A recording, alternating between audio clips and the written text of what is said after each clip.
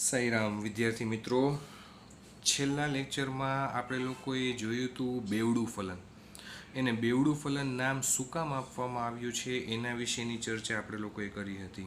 બેવડું ફલન એટલે કે બે વખત અથવા તો બે જુદી જુદી જગ્યાએ થતા ફલન વિશેની ચર્ચામાં આપણે લોકોએ જોયું હતું કે જ્યારે પરાગ નલિકા છે એ પરાગ નલિકાની અંદર બે નરજન્યુઓ આવેલા હતા. એ બંને નરજન્યુઓ છે એ વારાફરતી લાક્ષણિક ભ્રૂણપૂટ જે છે અથવા તો જે અંડક છે એ અંડકની અંદર દાખલ થશે. બંને નરજન્યુ વારાફરતી અંડકની અંદર દાખલ થઈ અને એક નરજન્યુ છે એ એક અંડકોષને ફલિત કરશે.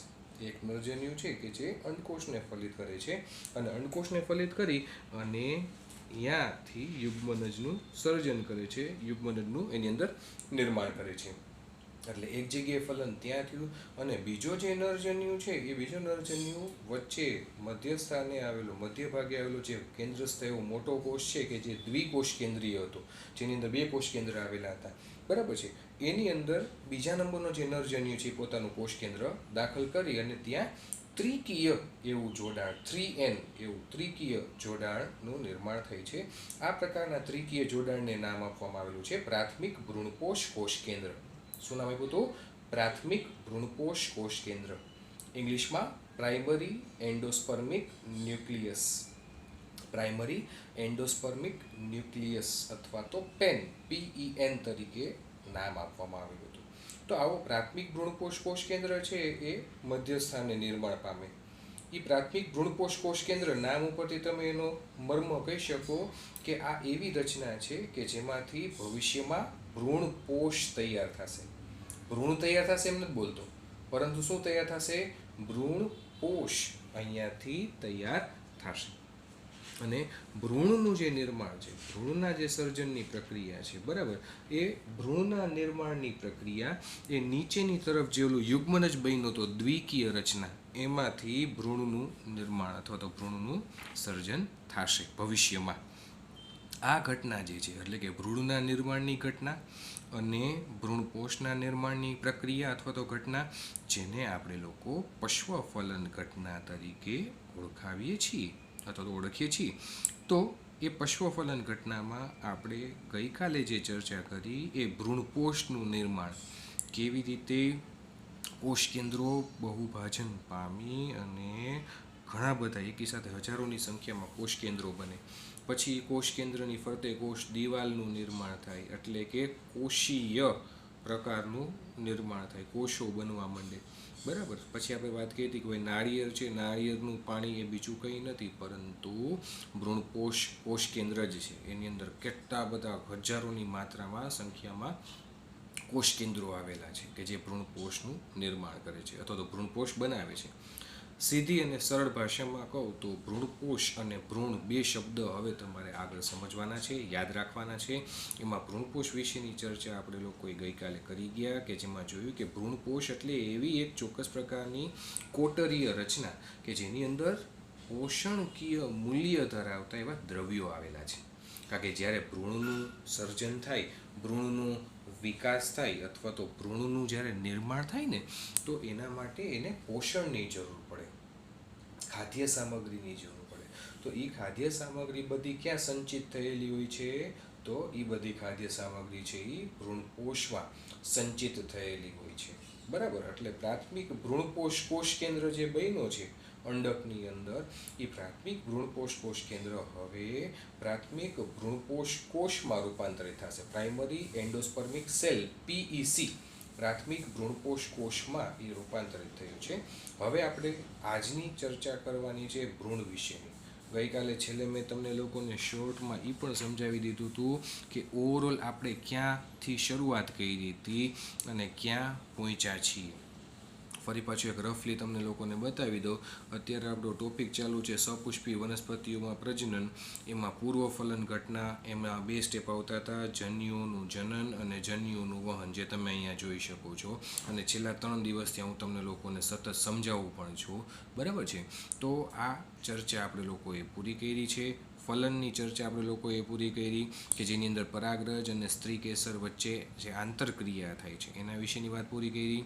ગઈકાલે આપણે લોકોએ બેવડું ફલન છે જે આવૃત બીજધારીનું અદ્વિતીય લક્ષણ છે. બેવડું ફલન કે જે આવૃત બીજધારી વનસ્પતિઓનું અદ્વિતીય એવું લક્ષણ છે એના વિશેની વાત કરી. બેવડું ફલનમાં મેં તમને સમજાવ્યું શું કામ એને બેવડું ફલન કીધું છે, જે તમે અહીંયા આ રફલી જોઈ શકો છો કે 2 નરજન્યુ છે એમાંનું એક નરજન્યુ અંડકોષને ફલિત કરે છે, ત્યાં સંયુગ્મન રચાય છે અને એમાંથી દ્વિકીય પ્રકારનો યુગ્મન જ બનતો બતાવ્યો છે.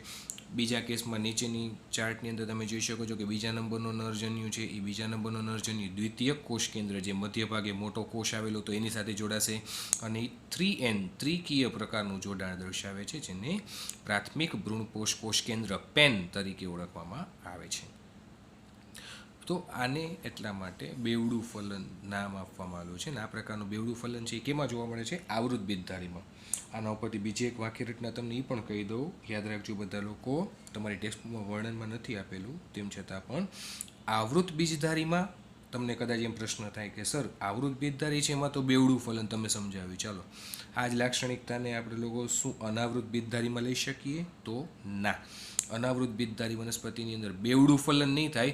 અનાવૃત બીજધારી વનસ્પતિની અંદર માત્ર એક વડું ફલન થશે. એટલે કે જે આ પ્રક્રિયા ઉપરની દર્શાવી છે ને, નરજન્યુ આવે, અંડકોષને ફલિત કરે, સંયુગ્મન રચાય, યુગ્મનજ બને, યુગ્મનજમાંથી ડાયરેક્ટ ભ્રૂણનું નિર્માણ થાય, ભ્રૂણજનન થાય, જેને એક વડું ફલન. ટૂંકમાં આવી પેન ને એવી બધી રચનાઓ બનતી નથી. એટલે ખાસ આ એક તફાવત પણ બધા લોકો યાદ રાખજો કે અનાવૃત બીજધારી વનસ્પતિની અંદર ફલનનો પ્રકાર એક વડું ફલન થાય અને આવૃત બીજધારી વનસ્પતિઓમાં ફલનનો પ્રકાર એટલે બેવડું ફલન.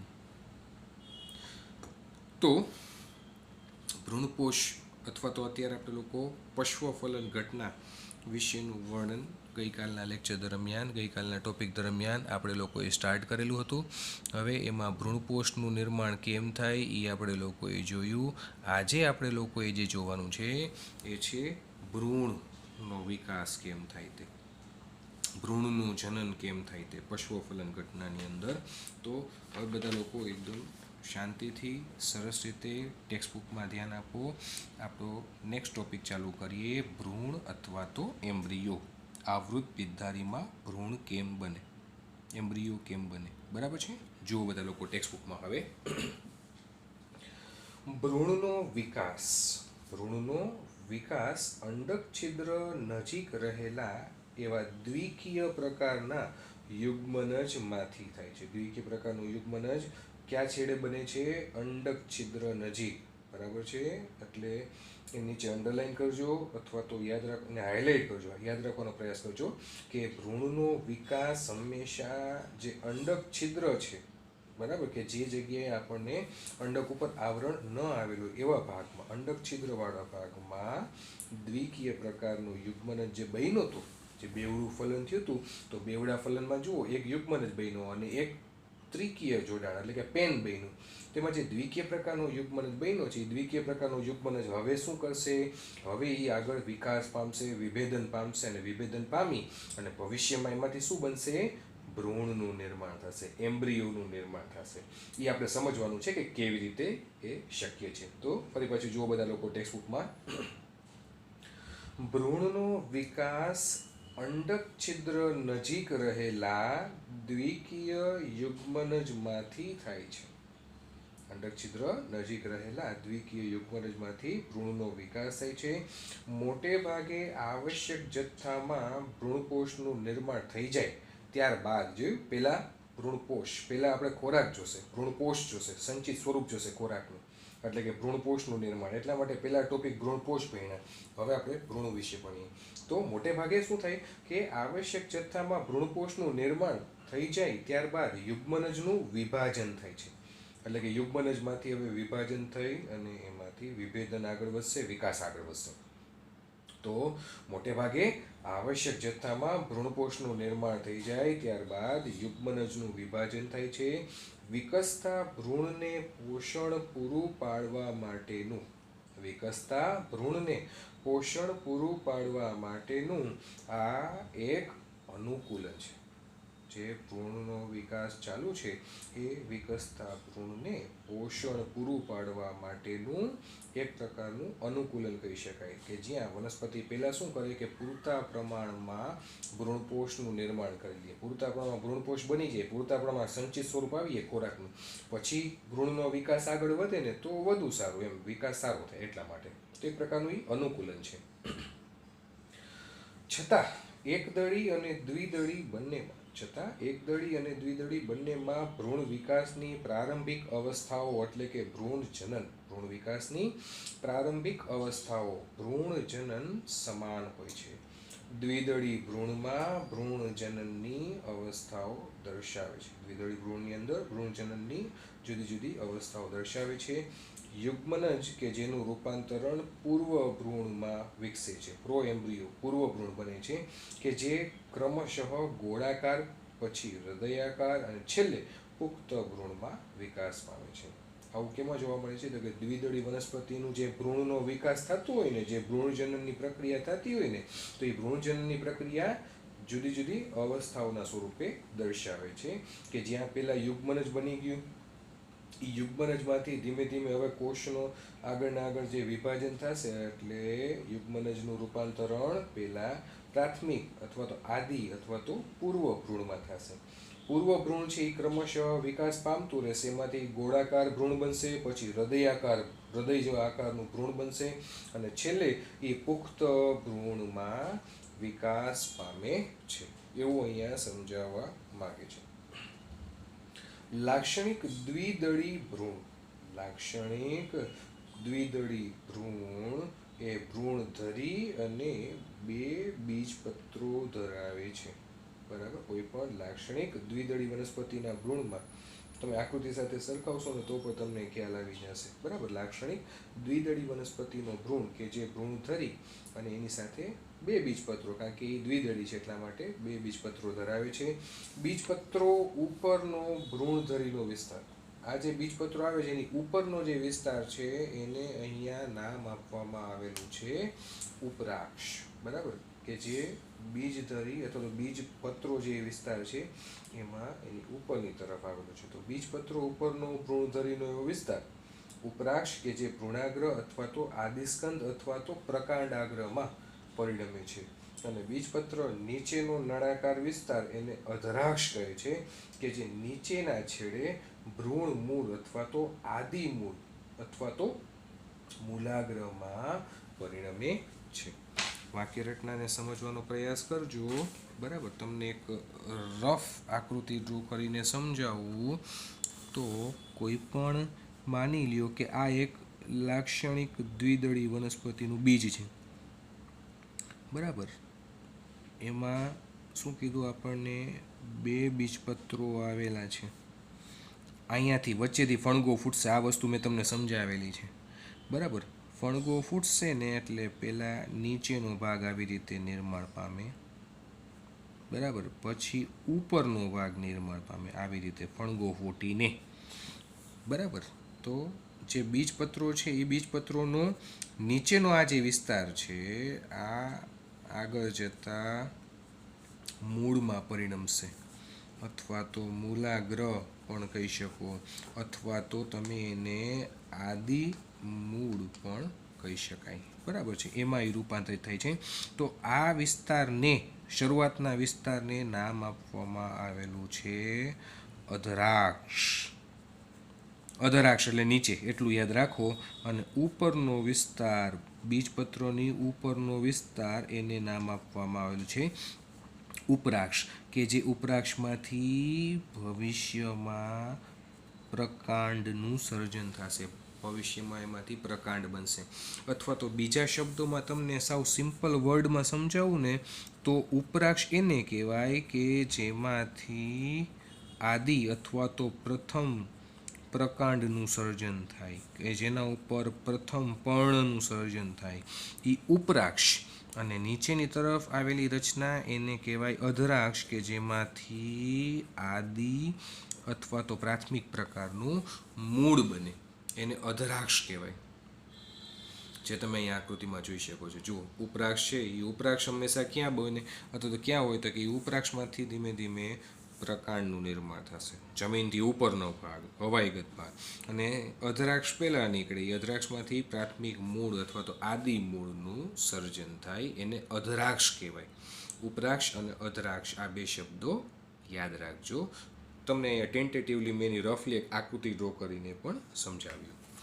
હવે વર્ણનમાં ફરી પાછા શિફ્ટ થઈ જઈએ તો જુઓ, વર્ણનમાં એ જ કીધું છે કે બીજપત્ર ઉપરનો ભ્રૂણધરીનો વિસ્તાર એટલે ઉપરાક્ષ, કે જેમાંથી ભ્રૂણાગ્ર અથવા તો આદિસ્કંદ અથવા તો પ્રકાંડાગ્રમાં પરિણમે છે.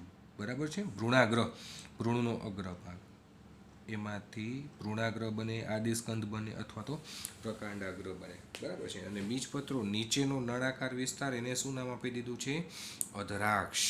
અધરાક્ષ છે જે નીચેના છેડે ભ્રૂણમૂળ અથવા તો આદિમૂળ અથવા તો મૂલાગ્રમાં પરિણમે છે.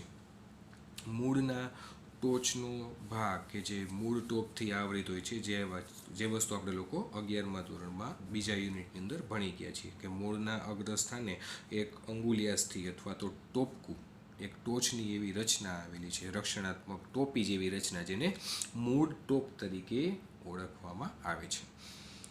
એકદળીનો ભ્રૂણ, કોઈ પણ એકદળી વનસ્પતિનું ભ્રૂણ માત્ર એક જ બીજપત્ર ધરાવે છે, જે તમને ખ્યાલ છે. ઘાસના કુળમાં આવેલ બીજપત્રને વરુથિકા તરીકે ઓળખવામાં આવે છે, જે ભ્રૂણધરીની એક બાજુ અથવા તો પાર્શ્વ બાજુએ જોડાયેલું હોય છે, ગોઠવાયેલું હોય છે. ભ્રૂણધરી તેના નીચેના છેડે ભ્રૂણમૂળ ધરાવે છે, નીચેના છેડે ભ્રૂણમૂળ ધરાવે છે.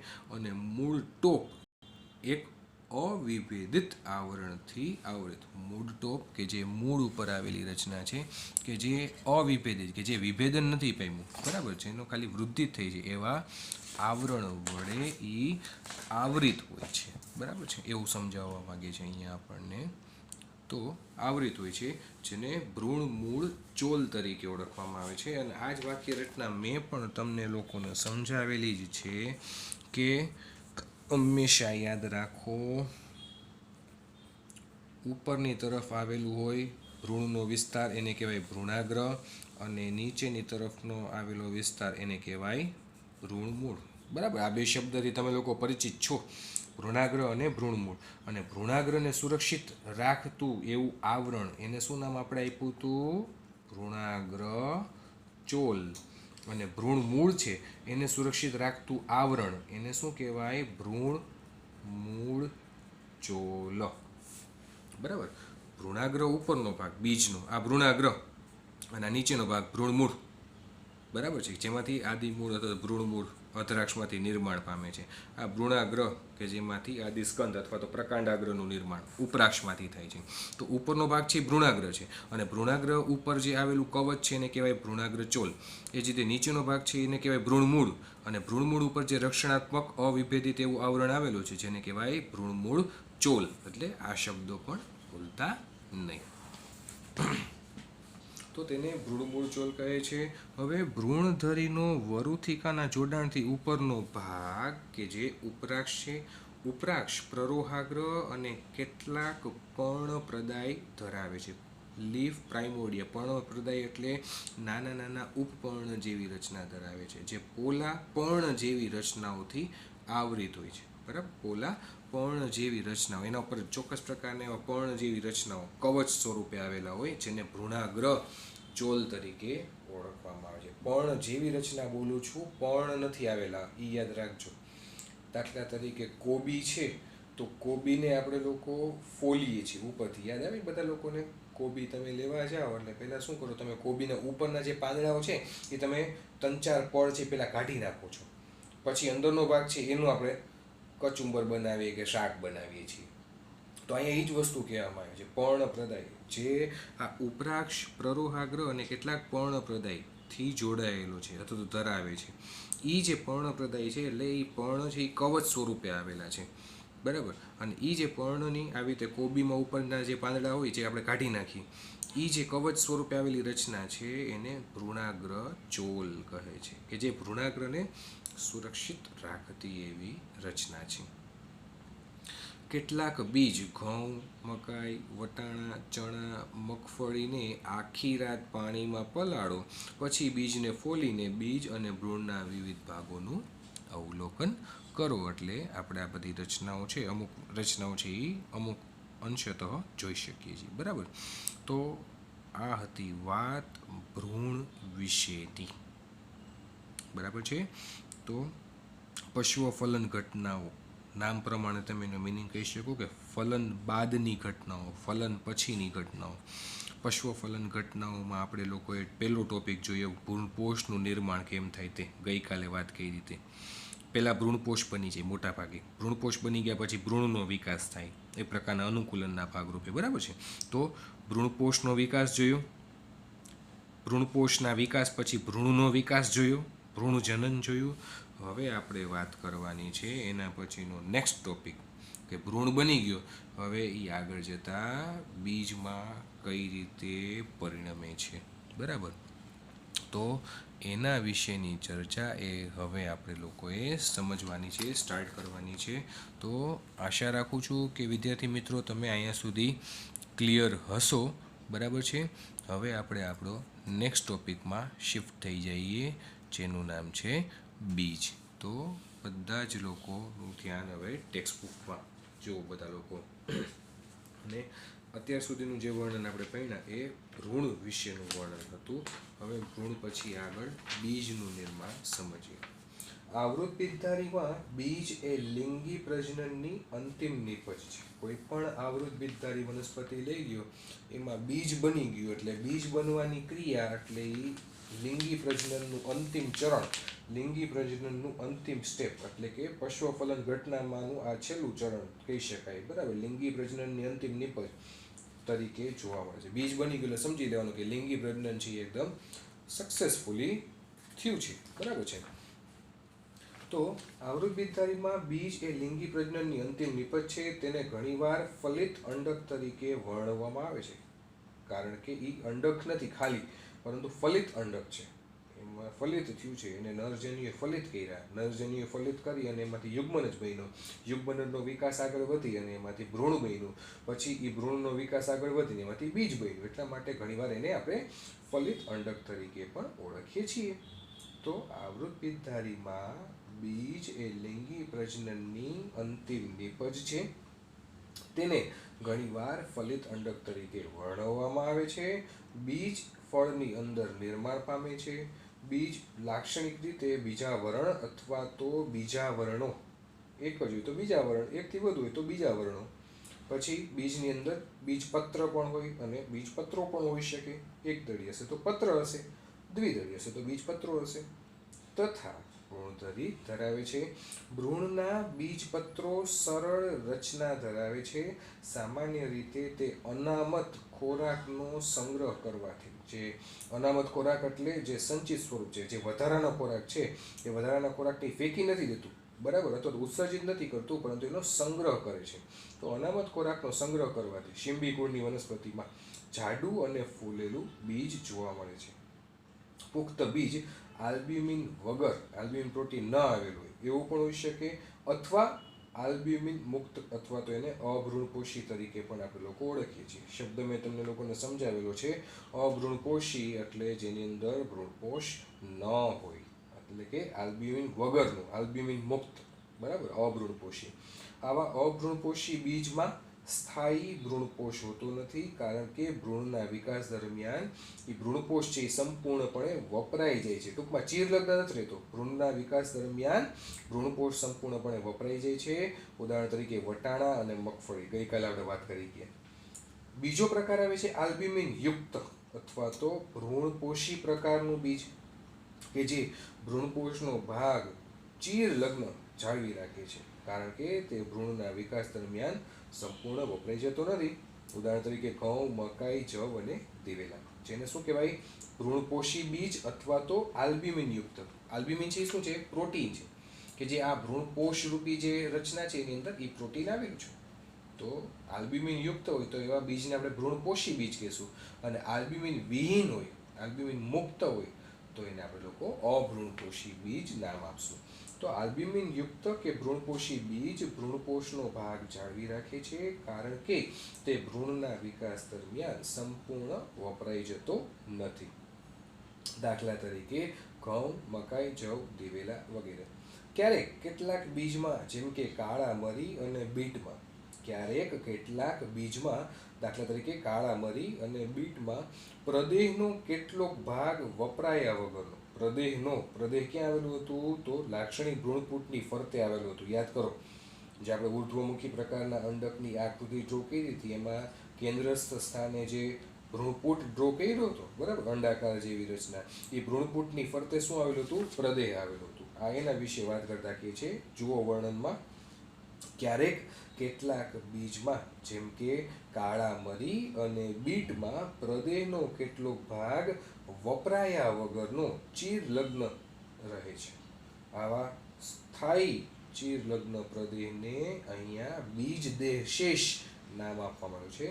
ખાસ બીજદેહ શેષ તમને જુઓ બોલ્ડ અક્ષરોમાં લખેલું છે, હાઇલાઇટ કરેલું છે.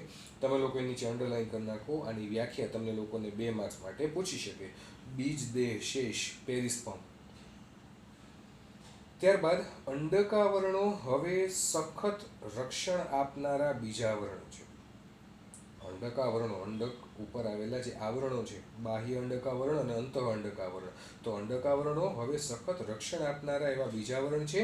અંડક છિદ્ર બીજમાં એક નાના છિદ્ર સ્વરૂપે બીજાવરણની અંદર, બીજની અંદર રહે છે. એક નાનકડા છિદ્રના સ્વરૂપમાં હવે જોવા મળશે, જેવું અંડક છિદ્ર હતું તે બીજાંકુરણ દરમિયાન, જ્યારે કોટો ફૂટતો બીજાંકુરણ થતું હોય, તો બીજાંકુરણ દરમિયાન ઓક્સિજન અને પાણીના પ્રવેશ માટે અનુકૂળતા કરી આપે છે. ઓક્સિજન અને પાણીના પ્રવેશ માટે અંકુરણ પહેલા અથવા તો અંકુરણ દરમિયાન એમ કહી શકાય. બીજ પુખ્ત બને એટલે તેમાં રહેલ પાણીનું પ્રમાણ ઘટે છે. કોઈ પણ બીજ પુખ્ત બને એટલે તેમાં રહેલ પાણીનું પ્રમાણ ઘટે છે અને બીજ વધુ શુષ્ક, તેના જથ્થાના 10 થી 15% જેટલો ભેજ છે એ દૂર થઈ જાય છે અથવા તો શુષ્ક બને છે. ભ્રૂણની સામાન્ય ચયાપચય પ્રક્રિયાઓ હવે ધીમી પડે છે. જોયું, ભ્રૂણની સામાન્ય ચયાપચય પ્રક્રિયાઓ હવે ધીમી પડી હશે અને ભ્રૂણ છે એ એક નિષ્ક્રિય તબક્કામાં પ્રવેશે છે, જેને બીજની સુષુપ્તતા અવસ્થા, ડોર્મન્સી ફેઝ તરીકે એને ઓળખવામાં આવે છે.